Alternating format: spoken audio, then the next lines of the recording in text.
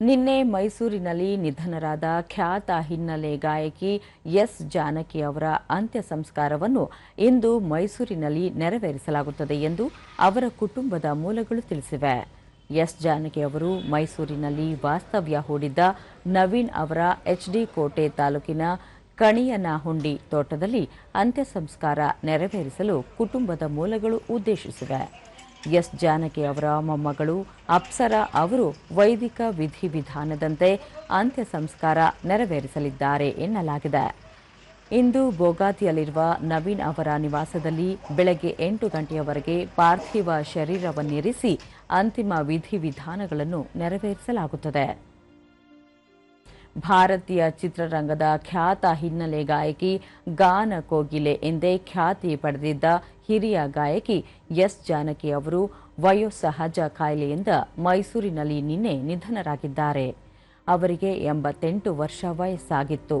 ಕನ್ನಡ, ತೆಲುಗು, ತಮಿಳು, ಮಲಯಾಳಂ, ಹಿಂದಿ, ಸಂಸ್ಕೃತ, ಒಡಿಯಾ, ತುಳು, ಉರ್ದು, ಪಂಜಾಬಿ, ಬಂಗಾಲಿ, ಕೊಂಕಣಿ ಜೊತೆಗೆ English, ಜಾಪಾನೀಸ್, German ಹಾಗೂ ಸಿಂಹಳಿ ಸೇರಿದಂತೆ 20ಕ್ಕೂ ಅಧಿಕ ಭಾಷೆಗಳಲ್ಲಿ 48,000 ಹಾಡುಗಳಿಗೆ ಧ್ವನಿಯಾಗಿದ್ದರು.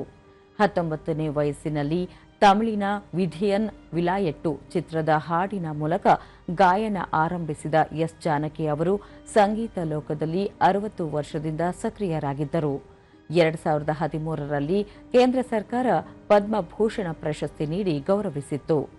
ಭಾರತೀಯ ಚಿತ್ರರಂಗದ ಹಲವು ಭಾಷೆಗಳಲ್ಲಿ ಹಾಡಿದ್ದ ಎಸ್ ಜಾನಕಿ ಅವರು 16 ರಾಜ್ಯ ಪ್ರಶಸ್ತಿಗಳಿಗೂ ಭಾಜನರಾಗಿದ್ದರು.